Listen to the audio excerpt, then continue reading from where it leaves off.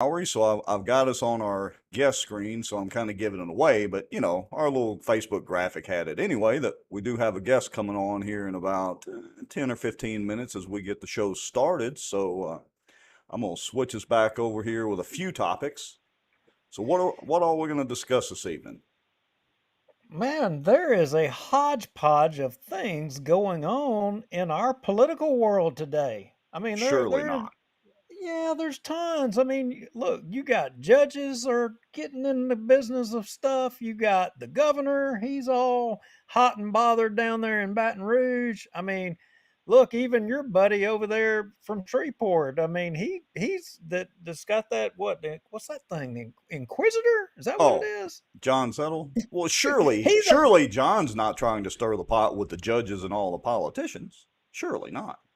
Well, apparently, you got all this redistricting stuff. Shreveport, they're trying to do some redistricting. Bossier City's got redistricting. The Congress seats, it's a big freaking mess. I mean, Well, it's not like they didn't know the redistricting was on its way, but that's a whole other discussion. All right, so we're going to talk about all that. We're going to talk with our Bossier Sheriff Julian Whittington and talk about the preparedness of Bossier, maybe a little bit about the SRO program, and with these recent shootings and all that, especially down there in Uvalde. We had a city council meeting. I don't even know if that was exciting enough today to warrant any discussion. And well, what else? believe it or not, they passed a resolution and it was a memorandum of understanding. Can you believe Oh, they accomplished that down in Bossier? wow. Actually got something accomplished. That's great. Okay, well, we've got about 20 something people watching. Hello, folks. I've got the chat going so I can see that. Let's go ahead and tonight we'll do it the official way. Let's do our countdown. Folks, for those of you that are new, this is your chance to tag some friends, text some friends, say, hey, these yahoos are on here getting on their soapbox again, and get some friends involved to watch. Again, we've got Sheriff Julian Whittington coming on here at about the 7:10, 7:15 mark. So we're going to be discussing some safety and security things and, well, whatever else we think about. So anyway, a lot of other stuff. I'm going to hit the countdown timer. Y'all grab a good stiff drink, whatever your favorite beverage is. Mine is iced tea, but whatever you like, and some popcorn, and, well, we'll be right back. How about that, Mr. Lowry? Sounds like a plan. Let's do it. Here we go. They feel helpless, they don't feel heard, they have nowhere to turn. In all honesty, we try to lay low a little bit because of the fear that we would not be able to camp there. And I titled it A Shot Across the Bow of the Good Old Boys. Hello everybody. I don't think I've ever done a video before on here, but yeah, I wanted to tell y'all what frustrates me a little bit about permits. Cockroach of the week is, drumroll please, Allie Feaster Smith. We can't be apathetic about what's going on in our state. We have to all pull up our bootstraps and get on top of this. So you're right. There's a problem out there. I mean, and man, you can see it everywhere. Well, look, we have allowed government to become our wherewithal to everything. Well, I've not heard my name in stable or Baton Rouge in stable in the same sentence in a long time. You're about to be killed by a Zamboni, or you're gonna die in 5 minutes.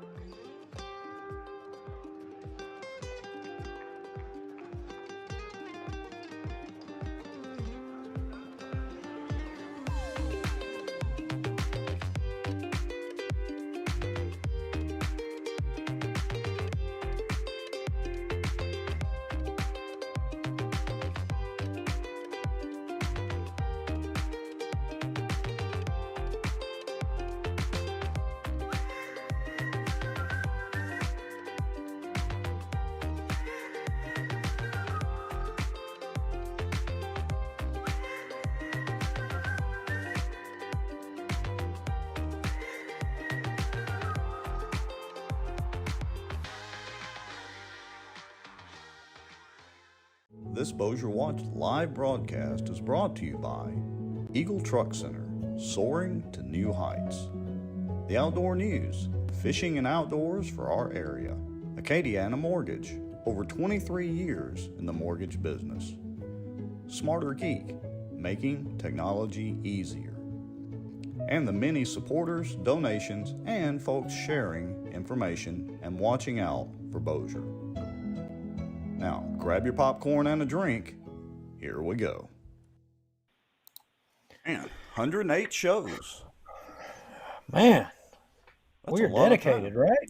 I mean, just some rough math. Let's just assume 2 hours on an average per show. You know, we've had some nearly 3-hour shows. So let's just say 200 and some odd hours. That would be like over 8 days straight if we were just sitting here doing Bossier Watch, if my math is correct.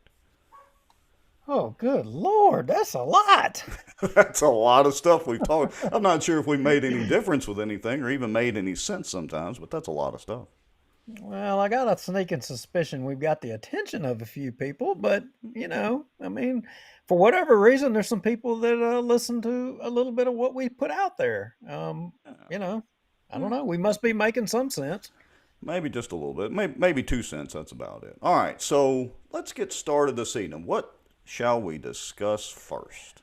Well, we don't want to be rude and leave our guest hanging, but considering what has went on lately, a lot of folks are talking, and we've got the sheriff of Bossier Parish, Julian Whittington, and he's agreed to come on and talk about where things stand in Bossier. So let's jump right to it. Okay, that sounds like a plan to me, so I'm going to switch screens. Let me unmute his mic, and let's see if he is there and listening. Sheriff Julian Whittington, can you hear us yet? Excellent, and folks, if y'all will let us know in the comments, make sure y'all can hear the good sheriff just fine as well. We do have... there we go. All right, so now we should probably be able to hear him completely live. So, folks, y'all let us know if y'all can hear the good sheriff just fine. He's coming in via phone call because he lives a pretty good clip out there, and his internet access this evening was being a little not so nice, so we've got him on a phone call. So, what's up on the agenda first, Mr. Lowry? Shall we dive straight into the school safety or what? Well, yeah. Sheriff, you there? Yes, sir. Okay. I didn't hear you the first time. Well, look, a lot of folks, Sheriff, I know you probably have gotten the calls and have had a lot of people asking you a lot of questions as well, but a lot of folks are talking about, the most recent school shooting that took place down in Uvalde, Texas. And, folks are just kind of wondering about our school, safety and is Bossier prepared? How do we stand in Bossier? Yeah, well, let me just start by saying I just saw an interview earlier with an actual teacher that was in the classroom where the 11 kids were killed. And I mean, it's just gut wrenching. It's just horrible. You just can't imagine. He was the only one that survived out of that whole ordeal in that classroom. We've got a people problem. Everybody wants to go blaming guns and jumping on law enforcement. That's a low hanging fruit. That's the easiest ones to criticize. But, we got way more problems than that. If you look at some of these kids today, and I'm not knocking single parents that do the best they can, but I'm just looking at this particular school shooter. No dad in the picture. Apparently he was drugged back and forth between a drug mom and a grandparents. He was bullied, spent countless hours on these wild, crazy, gory, bloody video games. It's coming out now. I think he was a pretty good pot smoker. All those things going against him. And of course, in the old days, we had prayer in school. There were Boy Scouts, YMCA clubs, things that, men could teach and instruct young men or boys how to become men. Now all that's out the window. We can't, goodness sakes, do that anymore. And then when something like this happens, we're stunned. We're just shocked. Where did he get all these ideas? I mean, what do you think's going to happen? I mean, how do you expect a kid to be? Now we don't even know if he's a boy or a girl. And I mean, you know, these kids are confused. They have no adult or responsible adult in a lot of cases to guide them, to teach them, to tell them anything. And then we're stunned when this happens. I don't know. It's obviously a tragic thing. But in Bossier Parish, let me just say, we've got 46 certified SROs. They conduct 80 hours of training every year. I did write down a quote out of our training manual there that lethal confrontations are the ultimate test of training. You can train and simulate and do the best you can to the real live situation, but until those bullets go to zinging, you really don't know how you're going to react. And so, you know, we train. I think we're as prepared as you can possibly be. I did receive a few emails this week or last week about how everything has failed and nothing's changed, and I disagree. I submit we've never had a school shooting in Bossier Parish. I'm not saying that we can't, but, you know, we arrested an 11-year-old this week. Made the comment he was going to bring a gun to school and shoot everybody. And so over the years, we've arrested dozens. Whether they would have ultimately carried it out and brought a gun to school and killed somebody, I don't know. But the SRO was there to stop it before it ever happened. And so I understand people's frustration. It's scary. But I do think the programs that we have in place so far have done 100% of a good job. You know, the old saying that the bad guy only has to be right once, and law enforcement has to be right every single day. So I really kudos to the SRO program. They work with the teachers, teaching them how to react and what to do. And so I can't guarantee you we'll never have one, but I'm very proud of and confident in what we have in place in Bossier Parish. Well, that brings up a good point. Let me ask a question, and you may or may not know since you're on the law enforcement end of it, of course, but you mentioned like this 11-year-old that had threatened to come in and shoot the school up and do whatever harm. Do you know what happens to kids like that are arrested for making those threats? I mean, obviously they're going to have to go in front of, I guess, juvenile court and all that, but do you know if there's any kind of rehabilitation program or any idea on what happens after the arrest? Yeah. Pretty much under current law, what can be done is done, but it's really not anything meaningful that, you know, and of course, you know, you don't know whether this kid was just mad and said something crazy or he's a potential, you know, school shooter. And so you can't treat them all the same, but I would say under present law, about as much is done. Our folks, I think, do a good job of what they can under the current law, but it's, you know, it's just a long stretch from 11-year-old. I don't know. That's a tough one to say. As long as you get them right and none of them ever come shoot up the school, you're batting 1,000. But it only takes one, you know, to totally destroy and ruin people's lives. So that's kind of a tough one. Yeah, I agree. And so I've got a couple of questions more on the logistical side, and I understand that there may be some things, you know, that if I ask that you don't want to reveal, and of course I get that too. So do most of the schools have multiple SROs? Is it one for each school, and do all the schools have an SRO? Can you give us some insight into that? That's a great question. Yeah, we had SRO in all the high schools and middle schools when I got elected. And when I got elected in 2012, I worked with the school board, and we put one in every school. And then since then, we've now increased, and we have two in the high school. So one in every single school and two in the high school.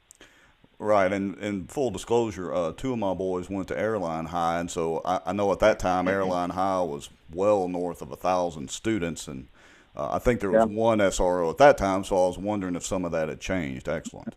Yeah, we have added to it. Okay. But, you know, you have to keep in mind that schools were not designed, they were not built as a fortress, or especially the older ones, with security in mind at all. Right. And so, you know, I have a maximum security prison. It's safe. But schools, you know, and I don't know how far we want to go. Do we want, you know, brick walls and barbed wire and a single entrance where we, you know, search everybody that comes in? You know, we've got to ask ourselves, you know, what about the trauma on children of going to school in a fortress? How's that going to work out? So, right now, I'm very happy and satisfied with our level of preparedness in Bossier. Well, let me give you a scenario, not to interrupt you there, Duke. So when I think it wasn't even the first month or two, my boys were in airline. We had homeschooled them for a little bit, and they wanted to go to public school and go to airline, and not knocking airline high school at all, but they did an active shooter drill, and basically the preparation in the classroom was that the kids hid behind a desk, which is going to do about as much good as hiding behind a desk in the event of a nuclear bomb or something. My boys actually grabbed pens and pencils and each stood on the side of the door to go on the offense should an active shooter come in the classroom. Of course, I promptly got a phone call from the principal, and we had to go down and have a nice meeting. So my question would be, how do you feel about potentially training teachers, certain staff, maybe even students or whatever, to, I hate to say it, but in many cases, not necessarily be sitting ducks? What's your opinion on that? Is there any merit to that, or? Yeah, there's a wide range of thoughts on that. Of course, whether it's school shooter or active shooter, wherever, the run, hide, fight, that's what's taught. Obviously, run and get out of there if you can. If you can, hide, and as a last resort, fight. That's pretty good advice, I would say. I think a child with a pencil doesn't have much of a chance against a person wearing a vest and a semi-automatic weapon or two, depending on how many they have with them. There's some talk of arming teachers, and guys, I'm just not in favor of that. Nothing against teachers. My wife was a teacher. My mom was a teacher. But, you just start with, where's the teacher going to keep the gun, number one, okay? And then what do we do from there? I mean, you saw in Texas the police response and the difficulty they had. I just think arming teachers, they have a tough enough job just trying to teach. And I just, maybe in some areas, rural, and they can't do any better, that's all they can afford, or there are no SROs, perhaps, maybe that might be an option. But with us in Bossier, I think, I know trained SROs, and then teachers certainly need to be trained and taught, what to expect and what to do too. But I'm not for arming teachers. Well, I heard you say that we've added two, SROs per the high schools, in which that's news to me. I didn't know that, in which that's good. It made me think about that. If what is an appropriate number, and what isn't I mean, at what point do we say, we can't provide security to the level that, I mean, what's the limit? I mean, Yeah. do you know what I'm trying to say? I know exactly what you're talking about, and I can't give you an answer because depending on the layout of the school, how it was designed and built, there's just so many factors in there. It's just almost impossible to tell. I was reading a thing, I don't know, last week, I guess, where somewhere that was going to 500 for every 500 students, they would have an SRO. I don't know how they came up with that number because there's just so many variables. I don't know, dude. I don't know what the perfect number is. Yeah, well, I always go with the stance that you're never safe, never completely safe. Honestly, it wouldn't matter how many SROs we had in the schools. They can't be everywhere at all times. The best that we can do is try to keep them as safe as possible, and in my opinion, keep the response times as low as possible. And Duke, I didn't mean to interrupt you, so go ahead. Yeah, no, and Brandy Jones Faulting says, Duke, there should be no limits to protecting our children. Brandy, I completely agree. But if we get to a point in society, the point I was trying to make, if we get to a point in society to where we can no longer ensure, kids' safety in public school because of the way the world has gotten, maybe we're getting to the point where we have to rethink public education or education as a whole. Are we getting there, or can we, have enough SROs? How much? At what point, do we say Right. too much? That's what I was trying to make us kind of think about a little bit there. That's exactly right, and that's what I was talking about in designing of our schools. You know, I mean, we could build them like a fortress, like my prison up there. I could guarantee you there'd never be a shooting in there. But is that how far do we want to go? And not only fortifying the actual building, but kids have to get to school somehow. Their school buses, their playgrounds, their football games. You know, it's a difficult task when someone's determined to do evil. Well, I've got a question real quick, so I'm going to kind of move us into maybe a slightly controversial area.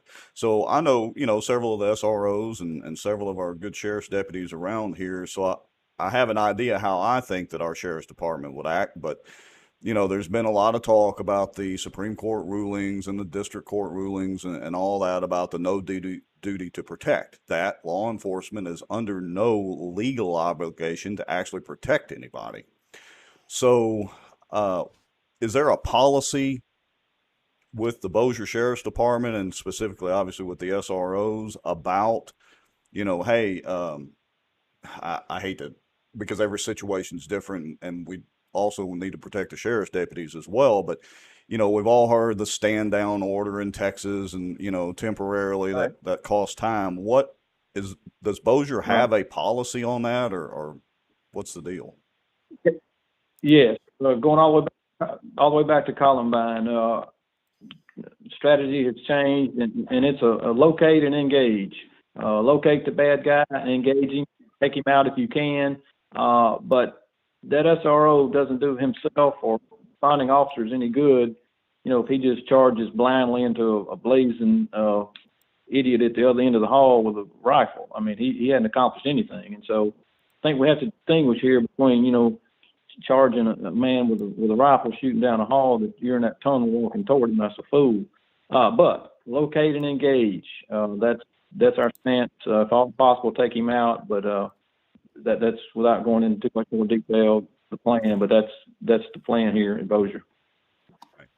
Yeah, go ahead, Duke. Yeah, it sounds like, in which we kind of, and I know a lot of folks have reviewed kind of the training in Texas, and that Uvalde had gotten.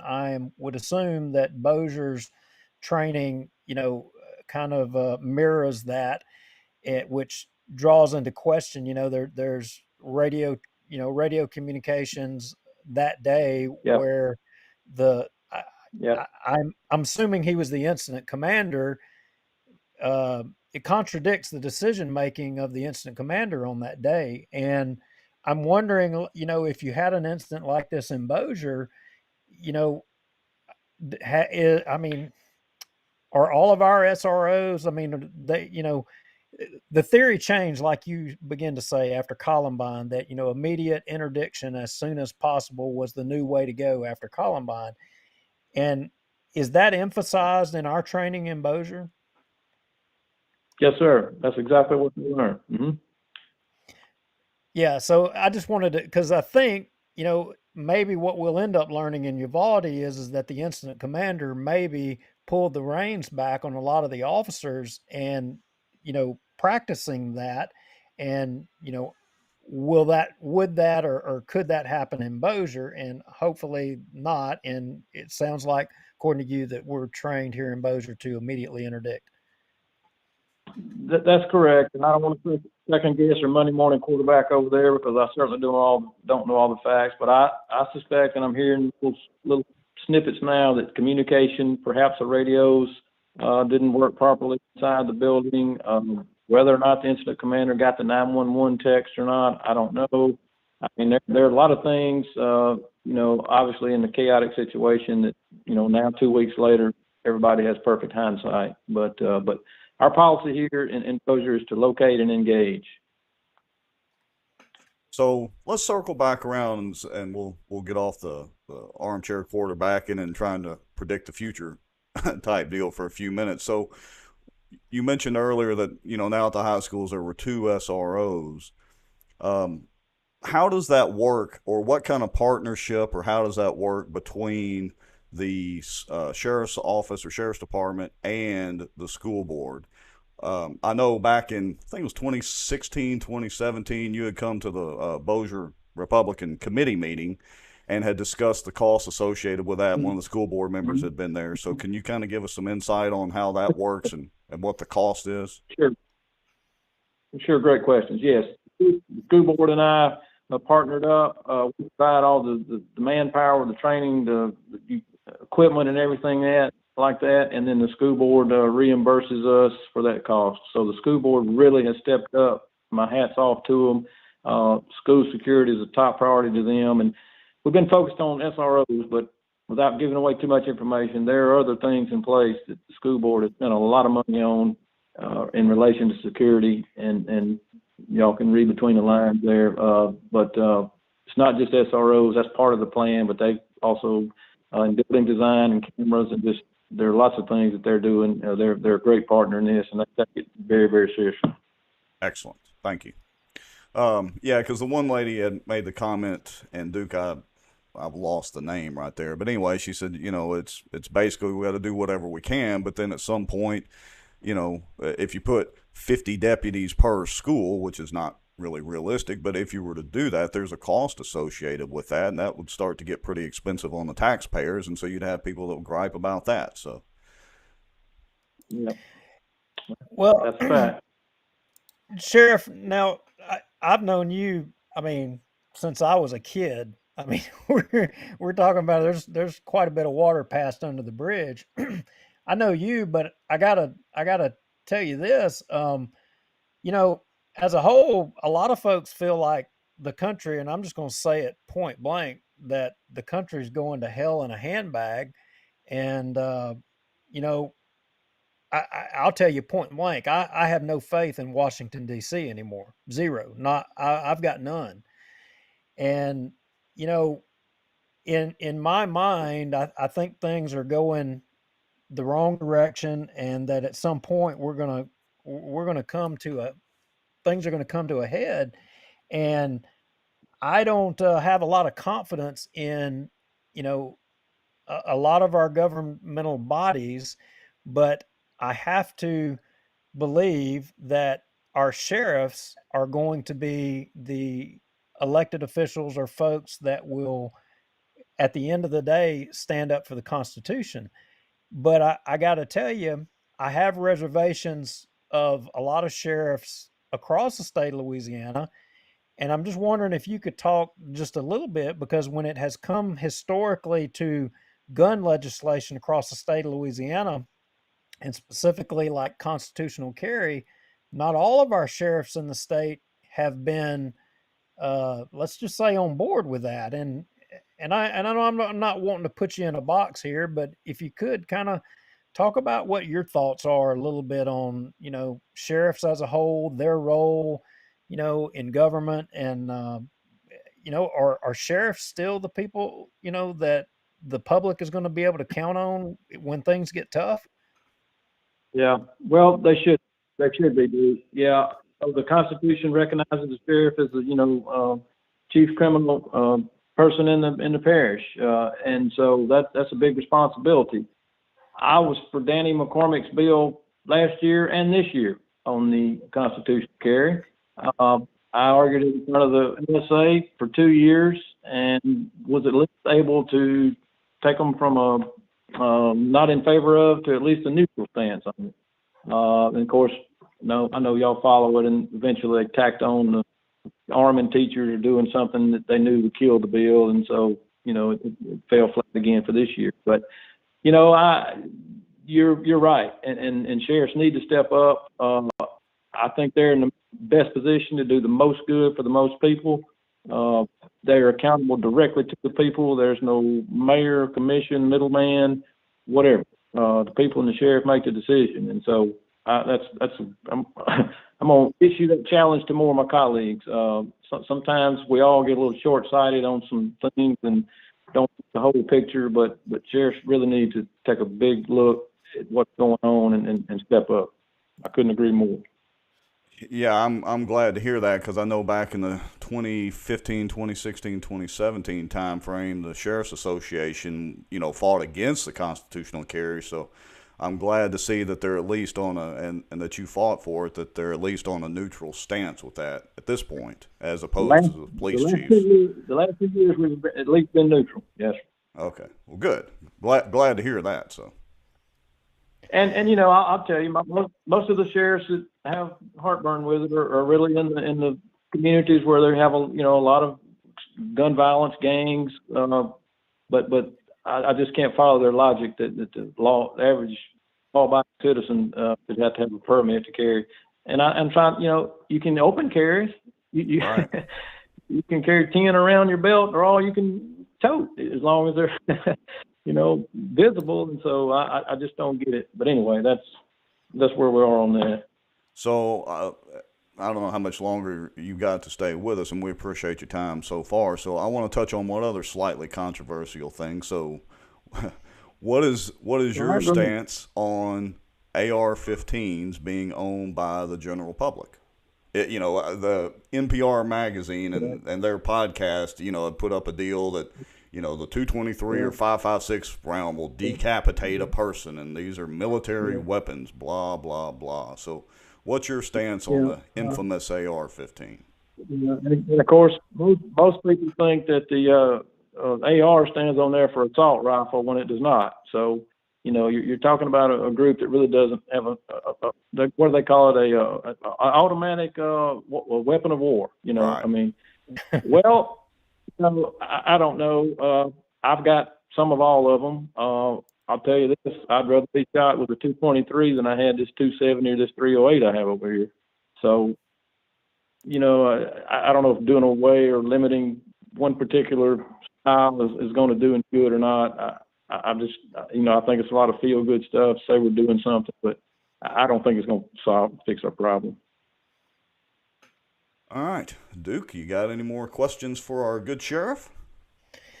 Well, I expected to see a lot of questions in the comments from folks watching the show. I see us at about 70 something, and I don't know. I think I've had all the questions answered that I wanted to hear, specifically on the, school safety. But I'm not seeing a lot of questions from folks watching the show. I think the sheriff has answered all their questions too, maybe.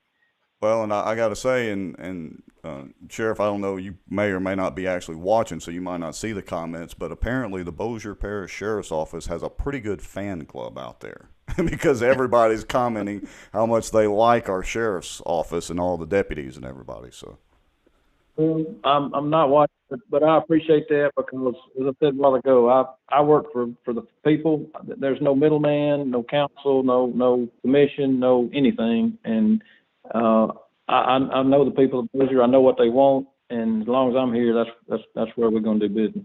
Perfect. All right, so we do have one question, so let me do a little bit of a left or maybe right turn a little bit. But Dee Dee White Clark says in the comments, she says, what about red flag laws if instituted? And I think she's referring to those where, they can take your guns away without, going through the court system and all that. What's your stance or position on that? Yeah, actually, there's already state law that allows us on the scene. We realize this is a ticking time bomb. If we leave here and leave this person with a gun, we'll be back with a death. And so, under state law, we are authorized to can seize a person's gun, and then we have to get to a judge within a certain amount of time, and the judge has to review it, and so forth and so on. So that's already in place.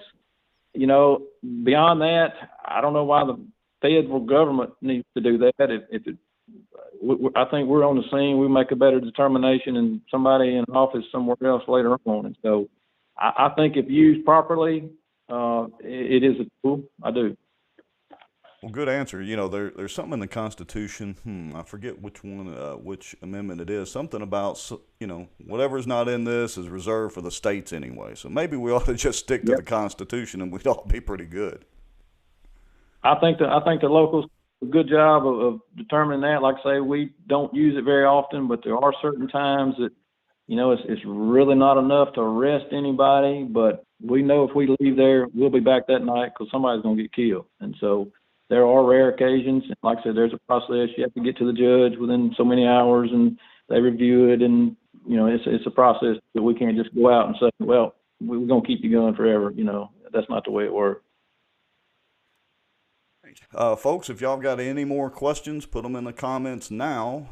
Duke and I mean, there's a ton we could talk about with the sheriff, but for this evening and kind of the subject that we were trying to focus on, we're pretty much at a standstill. So, Julian, do you have anything that you want to mention or promote that the sheriff's department's active in or needs the public's help on or anything like that? It seems like we've had a rash of these sex offenders and all this kind of stuff going on. I mean, I hate to segue into that, but you bring that up, and I'll answer, because I've had other sheriffs, frankly, to ask me that question about, man, y'all have so many of those. Well, what's going on? I said, we work them. Okay, our people take them seriously.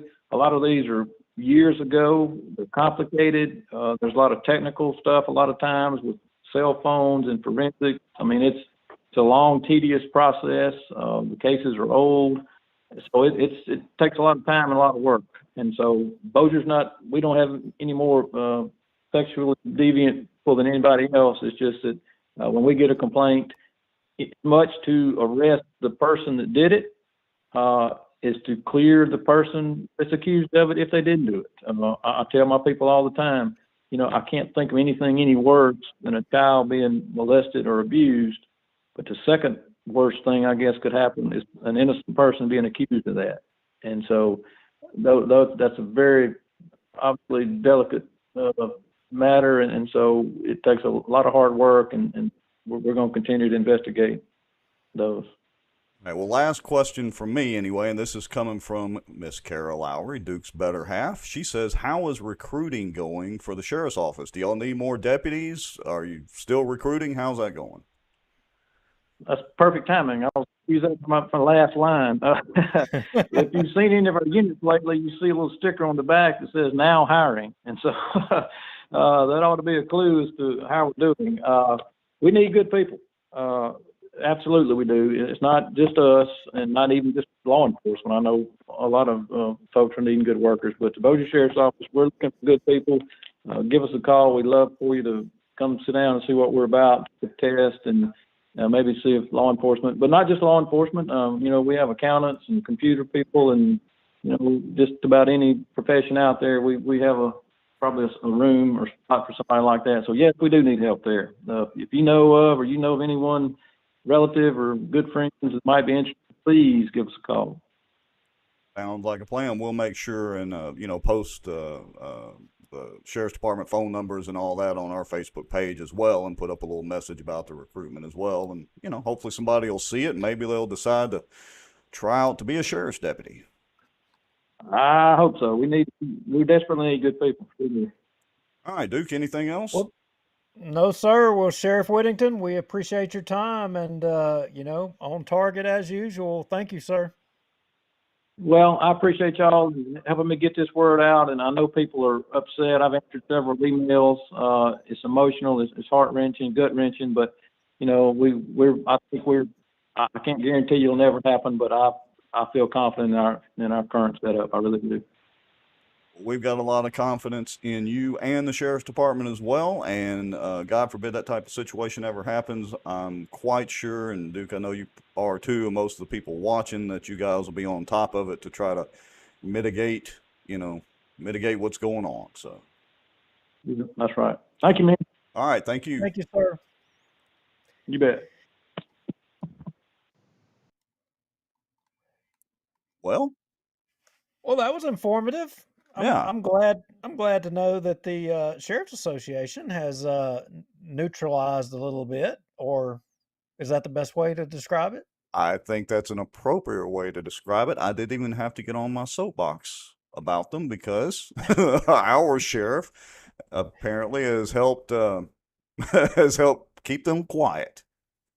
He was on top of his game. Yes, sir, he was. Yes, he was. So, do we want to talk about this Uvalde shooting and armchair quarterback a little bit, with what we know up to this point? We can go down that path a little bit if you want. Honestly, in my opinion, until a little more time goes on, and, I know it's been, a week and a half, maybe nearly 2 weeks, whatever it's been now. I'm sure a lot more information that's going to come out about this, that, and the other. Here's what I would like to say is the good sheriff and I will disagree slightly that if somebody's coming in with an AR or a handgun, it doesn't matter if it's a 22 revolver.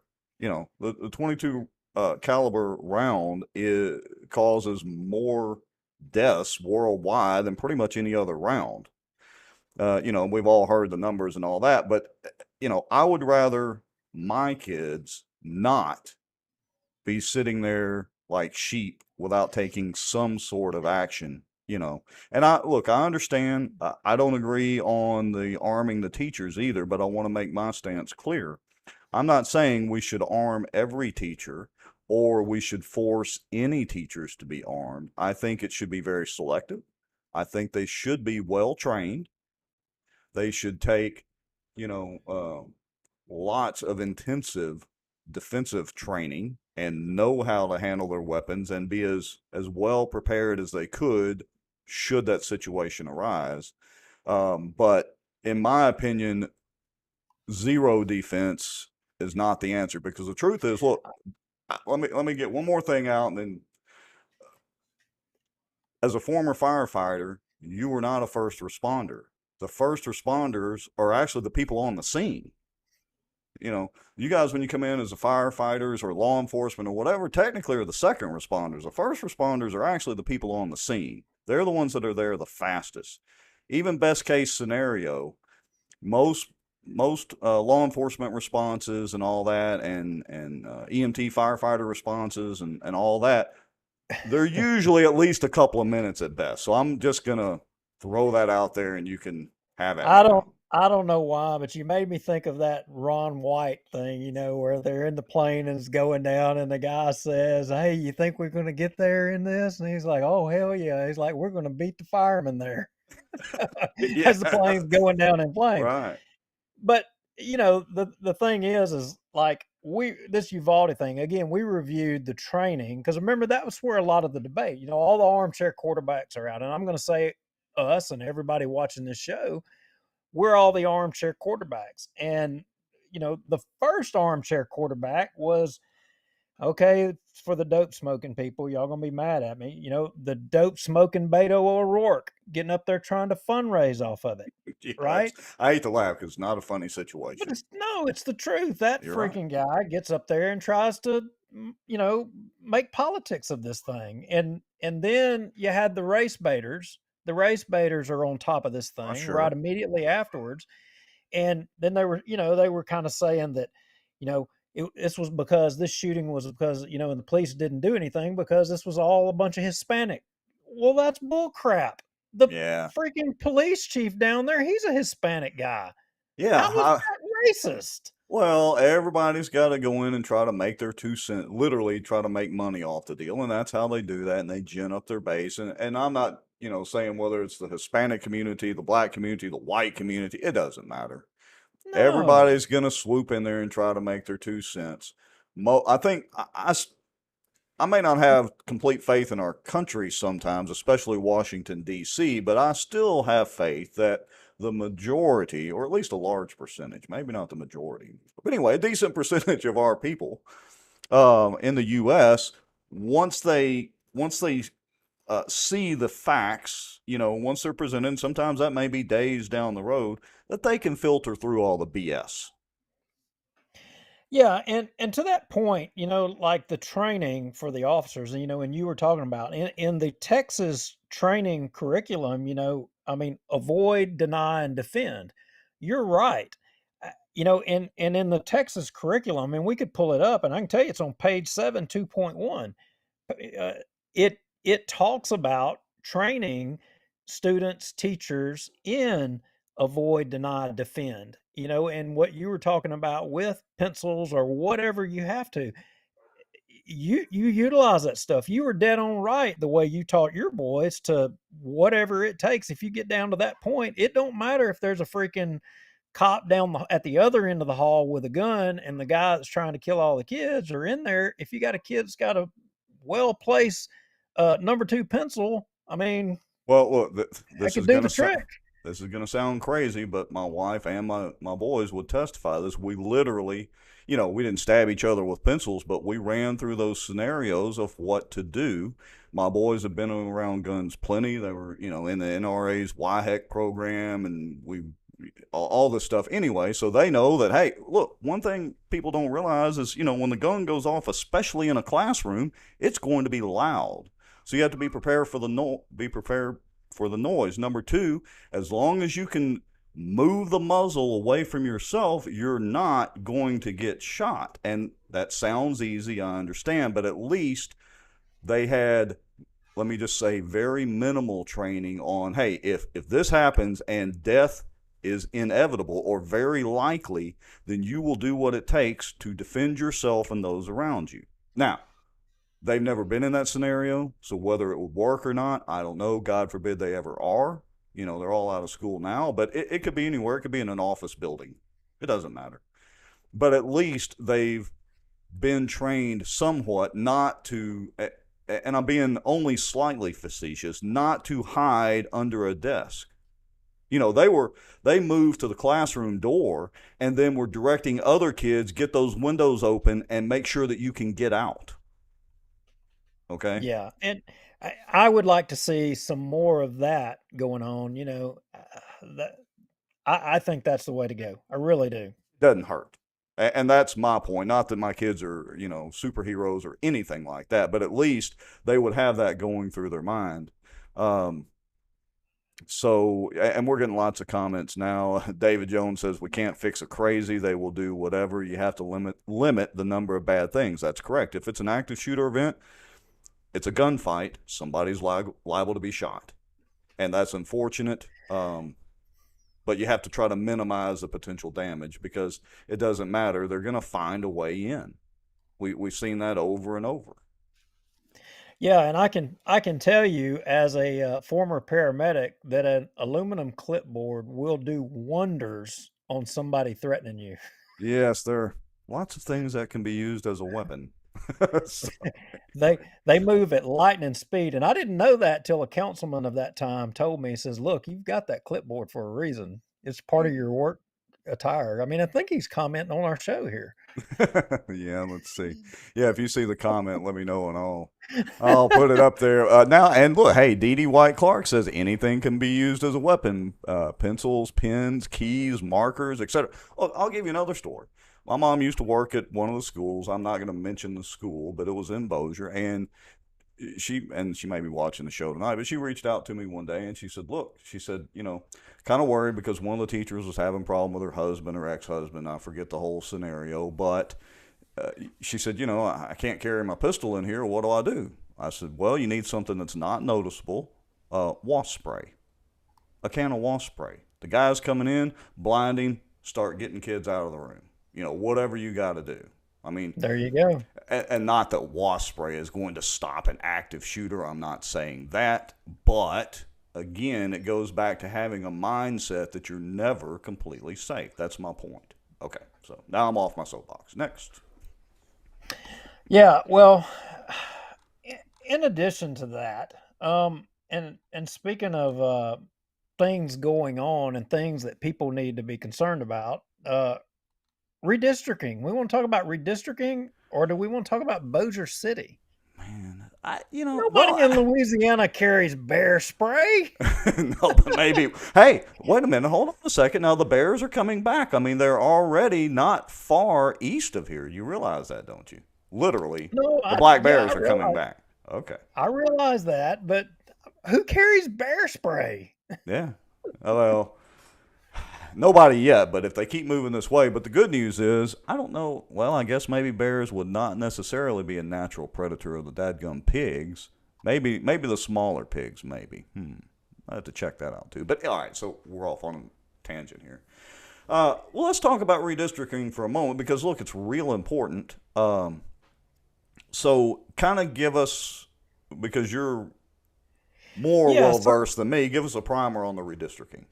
Boy, somebody's beating me to the clock. Dee Dee White Clark, she is just on top of it. So, all right.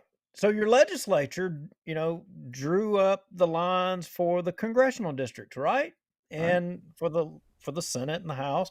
And anyway, so all of a sudden there's this lawsuit, which there's always lawsuits on your congressional districts. Well, this judge rules that there has to be two minority majority districts. As it stands right now, we've got 5 congressional districts, and it's, 4 districts with 1 minority majority. So they ruled, and this judge rules and says that no, Louisiana, you've got to redraw the maps and make 2 minority majority out of the 5. Well, this kind of thing's been going on across the country in lots of states, right? Right. So there's an appeal already been made, and that'll go to the Fifth Circuit. Well, the Fifth Circuit has 8 days to, stay that ruling by that judge. And the 5 districts that we have, it's been sued over before. It's been stayed before. I mean, we've been down this road before. So it's kind of anticipated that that's going to happen. But an interesting thing today, John Bell Edwards puts out calling for a special session to start next week, coinciding with the deadline for the Fifth Circuit to rule on that judge's ruling. Okay. So now here's where the thing gets interesting. Bossier City's got some redistricting going on with their city council seats. Now, a lot of y'all may know, how does this all play together? Well, as you know, the structure in Bossier City is 5 districts with 2 at-larges. Okay, right. Well, the rumor mill on the street is that Bossier City is going to find themselves in a lawsuit because supposedly there's no chance for a minority to win an at-large seat. So therefore, that's maybe racist to have at-large seats. First place, Bossier City would be no stranger to lawsuits. But aside from that, if it's an at-large seat, how would you know? They have them all private. You can't ever read them. Oh, well, right? That's true. Well, yeah, we don't know the outcomes of those lawsuits. That's a good point there, Mr. Lowry. But let's flip back to this racist thing. So, how was having an at-large seat racist? I pretty much remember. No, let's see. That was a District 1 race that we had our little debate on. But I specifically remember a candidate in there who was a minority and had just as good a chance as anyone else. Darren Ashley, great guy. How would the at-large position? I mean, okay, so I don't know what the demographic breakdown is exactly in Bossier City, but let's say it's 80% white and 20% African American, black, etc. And it's probably more than that, I guess, if you count, Hispanic population and all that. I'm sure it's probably a vastly different mixture. But my point is, if the candidate's qualified and convinces enough people to vote for him, and we never have, above 30-40% turnout anyway, I mean, that's an exceptional turnout. How is that racist? Well, I mean, if someone who is a minority ran for one of those districts in all of Bossier City that is a majority of, let's say, white people, there's no way he could win. And do you know why? Tell me.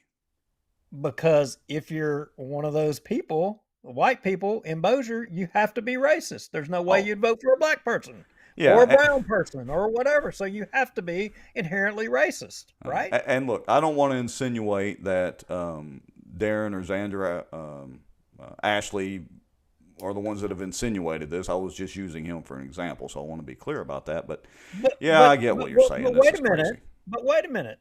So as a good friend of mine who I worked with at the fire department years ago, and he would say, well, now the shoe be's on the other foots. Now in Shreveport, guess what? We've got redistricting going on in Shreveport for their council seats too. Now I'm wondering if you can guess how that's going. Well, considering their demographics are not quite 180 degrees from ours on this side of the river, but for purposes of this conversation, they're about 180 degrees opposite inside Shreveport, the city. I would assume it's going the opposite way from over here.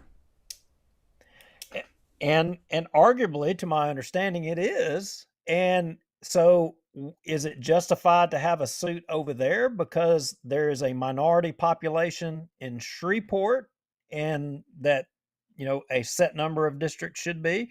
I mean, or I'm just wondering, everybody watching, do you think Bossier should retain their at-large seats, or should they go to straight run 7 council districts and, you know, specifically draw districts according to race? Well, let me give you my little 2 cents on that. And it really doesn't have anything to do with the demographics of the districts. So I can't stand it when I hear, whether it's a councilman, whether it's a state rep, whether it's a congressional rep, whatever, doesn't matter, say, well, yeah, but I have to represent what my constituents are saying. That is true, but only to an extent, because just because you were elected by a certain set of constituents does not mean that you work just for them. We're all paying the tax dollars.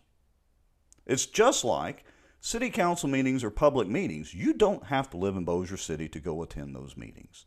Shreveport City Council meetings are public meetings. It doesn't matter that I live in Bossier. Benton Town Council meetings are public meetings. It doesn't matter that I don't live in Benton. So it really irks me for that. That's why I'm a fan of having the at-large seats, because then, it's literally in their title or city council position that they are at large for the entire city. So anyway, that's my 2 cents on that. Yeah, there's an argument to be made, just like what you just made, but I think I fall on the other side of it, that I would rather see the at-larges go away. And it has nothing to do with any race issue. I like the idea of having, more uh, more councilmen representing individual districts, and I like that idea. Yeah, it's the same amount of councilmen, but and Chris Smith broke the mold in that you got an at-large out of South Bossier, but that may not be the case the next time. Historically, your 2 at-larges have primarily come from North Bossier, and we're talking about a geography thing. We're not talking about a race thing. But if you had it in a 7-run council district, you would have people representing each specific district all over. I don't know, but South Bossier may pick up another one. They may That's pick up true. another. And look, you got a valid argument too. Like I said, I would lean towards the side of the at-larges, but you got a valid argument too. So I don't know. I mean, here's the thing. It's not like this just came up, a couple of days ago that we had to do redistricting. They've known about it for a while, and the clock's ticking quickly. Now the $1 million question is how do you think the benevolent overlords, as you say, in Bossier are going to play this? Are they going to, knowing that they're potentially going to get sued, are they going to fight, or are they going to make a change? What's everybody watching? What do y'all think? Good question. Very good question. Yeah, let us know in the comments. What do y'all think? Are they gonna fight more? Are they gonna stomp their feet in the ground? What's gonna go on? I'm trying to look through the comments real quick. D.D. White Clark brings up a kind of good point. What's to keep an at-large person from trying to keep things for the area he or she lives in? Just because a position is at-large doesn't mean that person has the entire area's interest in mind. That is true. And look, Chris Smith makes no bones about it. He's from South Bossier. I would argue so far, he seems to have at least tried to be very fair in representing Bossier at large. So I'll give him credit for that. Let's see. We also had a post. Let's see. Let me go back up. Dee Dee had posted. Here we go. June 16th, 2020, 6 p.m. to 7:30. That's what's on the calendar for the school district for Dee Dee. Is that for the redistricting on June the 16th for the public part of that public commentary? Is that what that June the 16th date is for? Let me know in the comments, please. Yeah, now Bossier City, and I don't know why, but these notes are, oh yeah, Bossier City next week on Monday at 6 p.m. They're going to be having a redistricting meeting to where if you guys out in the public, if you want to go and comment, see the proposed districts, and I think they have them both with an, a proposal with the at-larges with the lines drawn, and then they have a proposal with the 7 different districts, and they'll be accepting comments. And then so What Monday day at was 6, that? this coming Monday at 6 p.m. and then Wednesday at 2 p.m. Okay, so I don't have my calendar up, but I'm gonna put that in the notes. So Monday at 6 p.m. is the next one, and we'll remind people next Tuesday before the Wednesday meeting. So that would be the 13th, I guess. Monday the 13th. Yeah, and so also in Bossier, did you know that we had a memorandum of understanding today in Bossier? An MOU. Well, what did they come to an understanding about? Well, That Jimmie Davis Bridge, the police juries, Oh. they're trying to show Bossier City Council the way. Are we one step closer or one step further away from our bungee jumping? That's all I'm concerned about. I think we're closer. I mean, although there was nobody on the Bossier City Council that committed to jumping off the bridge with a bungee cord. Oh, Not a one. I No, forgot to ask. nobody. I forgot to ask the good sheriff if he was going to join us with our Secretary of State in bungee jumping. I meant to ask him. Darn. Um, All right. So this memorandum of understanding is basically that if it becomes a state park, then the city, Bossier City, Bossier Parish, the city of Shreveport, and Caddo Parish, I think was it the 4 entities, are going to come up with a schedule. I think I may have read that it was quarterly to like empty the trash cans, pick up trash, or something like that. Is that kind of what it was? Yeah, but I think somebody tried to put an amendment in there that the Red River Waterway Commission would potentially provide rescue boats, on the water To underneath the catch bridge the to bungee catch jumpers. the bungee jumpers. Yeah, yeah. That's I can swim pretty good. How about you? I don't. It depends on at what point the rubber band breaks. If it's like the Bugs Bunny and Roadrunner cartoons, that could be dangerous. All right, and just so everybody knows, let's see. Lisa Friday Johnson. Hey, good to see you watching the show too. She posted the redistricting hearings for Bossier City in the comments. So if you have questions about that, just scroll down the comments.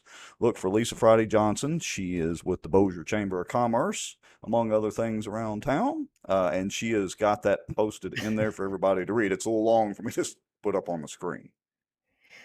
Yeah, so basically Bossier City just they went ahead and did their part and ratified that, they have a memorandum of understanding with the police jury and the rest of the entities, and that they're going to pick up the trash, and Yeah. that the state's taking all the liability, and they're going to be responsible for putting in the elevators and all that other good stuff. And our good friend David Johnson says, don't forget about his jet ski rental and lemonade stand. I apologize, David. That is important because we're going to need lots of lemonade after doing the bungee jumps, and having those jet skis down there for safety. That'll be great. All right. What else? I mean, the city council meeting today, I thought there might be a couple of at least sparklers going, but I kind of watched it at 1.5 speed, and it was kind of, eh. It was boring. What the heck's going on down there? I mean, Well, I was trying to be nice and give them a little credit, but okay, yeah, it was boring. the biggest excitement was King David was getting up to walk out, and the Joe Biden of Bossier wanted to talk some more, and King David had to sit back down because he was Man, wanting to be done. he was ready to get out and had to sit back down and actually listen to something for a minute. Well, Hey, he and didn't have to. well, that's true. He could have just walked out. He is the king. And also for anybody on the city council watching, you guys got to turn up the audio just a little bit because it's far better than the police jury. Don't get me wrong, but crank up the audio, especially when Tommy Chandler is speaking. It's hard to hear Tommy. I don't know if maybe it's just him, but y'all need to crank up his mic a little bit and some of the others. Bring the audio Hey, levels up just a tad. speaking of Bossier City, hey, do you remember that loan remember Shack, Yeah. after they got their little thing, their See, little contract to make all that money, they got it renewed, and then the very next day, I think it was the very next day, we found the yeah, application wasn't it just down like there. some little old $30 million or something? Not much to it, just 30 Yeah, and million, then, something like that. well, more nanofiltration money, and then supposedly, no, there's no loan or whatever. Right. Well, lo and behold, today they had, I mean, I guess this was a memorandum of understanding, but a resolution to redo the paperwork and to put Tommy Chandler's name on it. Wait a minute. So the loan that they've kind of sort of claimed that there wasn't really a loan, there actually happens to be a loan? Yeah, but Oh. I mean, it's Ed, just 30 million. What's a few million here and there among friends? I don't know I don't remember the number exactly. It probably was 30 million. Who It may cares? not A be 30 million million. here, a million there. But yeah, they redid that paperwork. I mean, and you know, why are they just now getting around to it? Did Tommy Chandler and them not know about it until we asked about it? I Well, mean, what else did they not know? maybe it's just Hurricane coincidence. hurricane disaster money.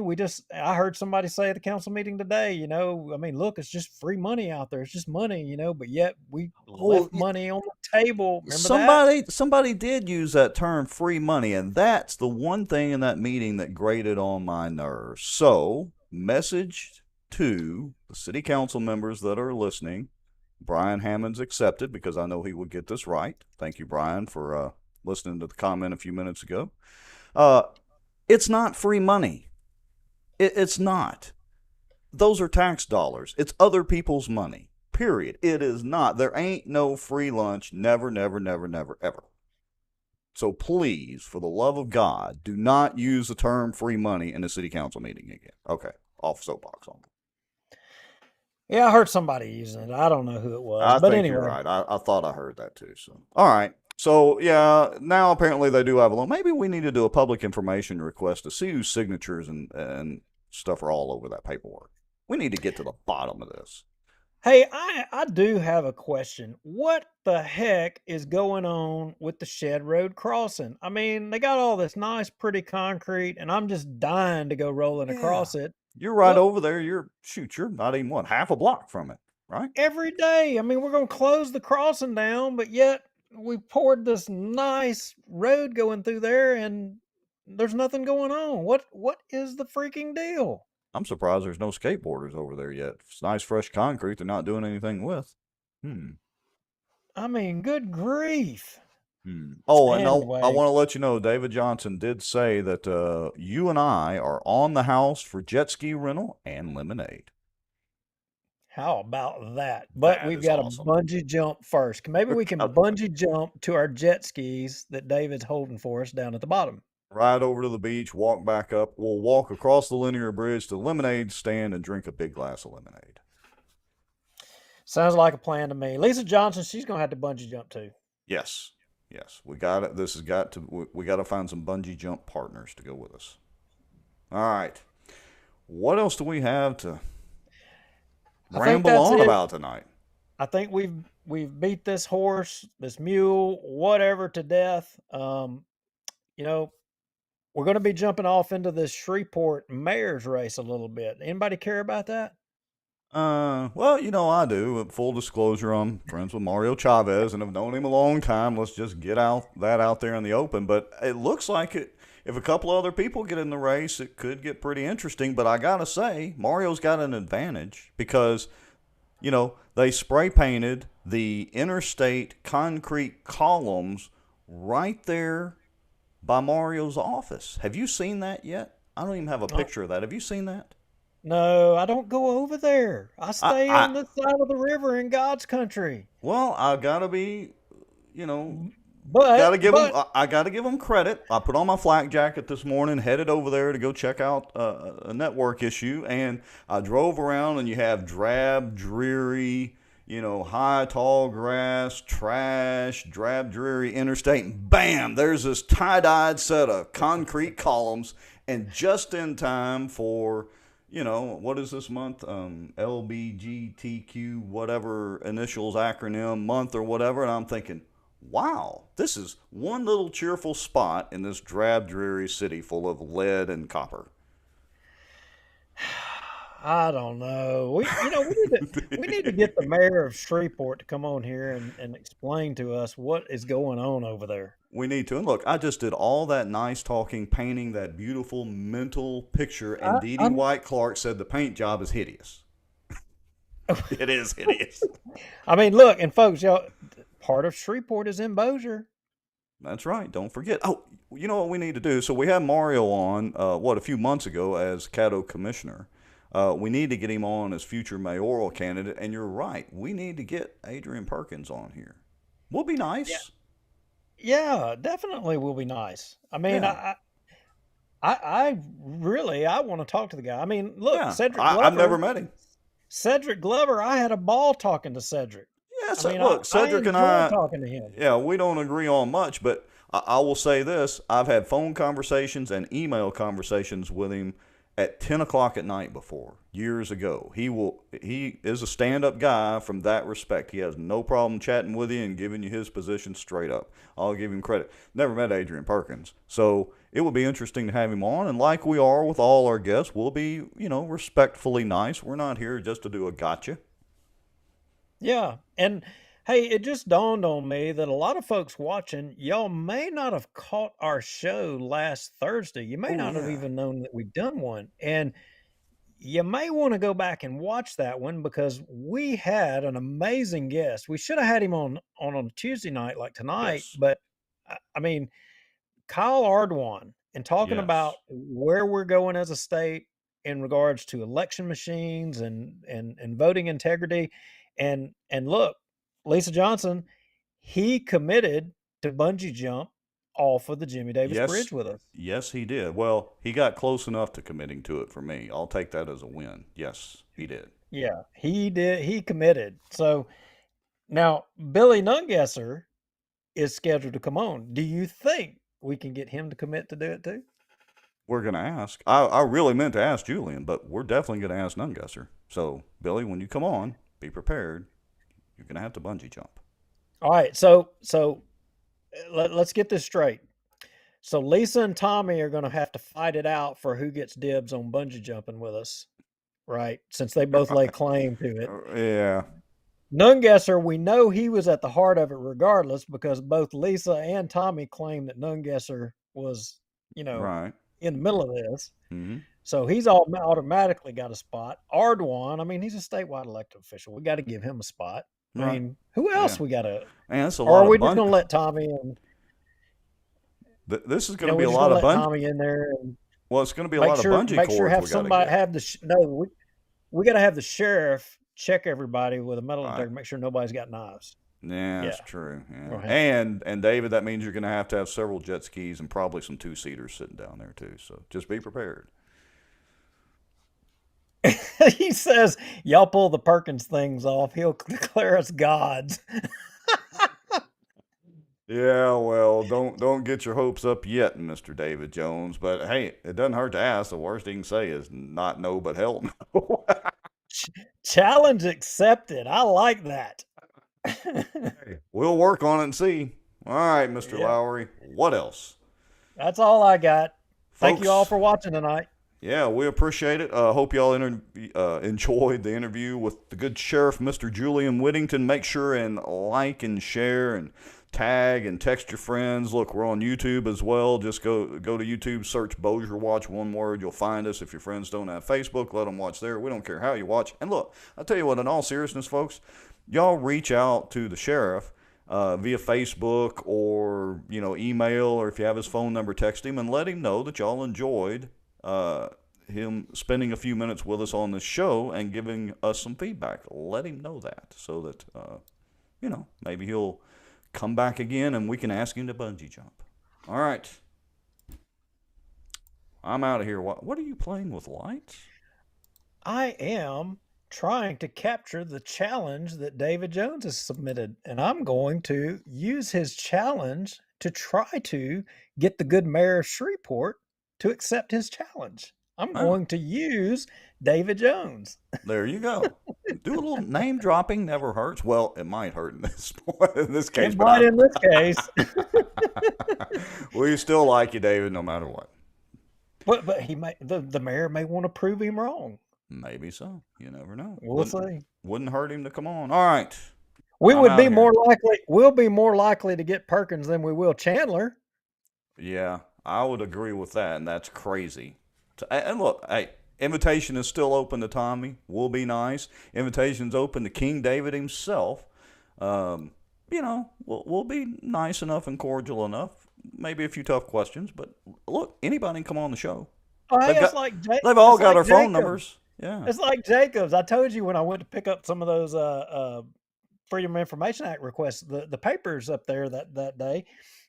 He comes walking out in the hall, and I said, "Hey," I said, he's like, "Yeah, hey, what's up?" And I said, "Hey," I said, "Man, they told me they said that I had to talk to you." And they said, "Talk to me about what?" And I said, "Well, to get the keys to drive the Zamboni. I just want to drive it once." They said you had the keys.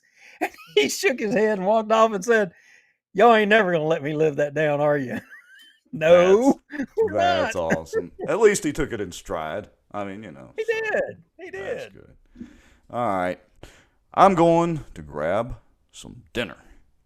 Good night, everybody. See y'all later, folks. Thanks for watching. See you, Duke, next week. Well, probably before then.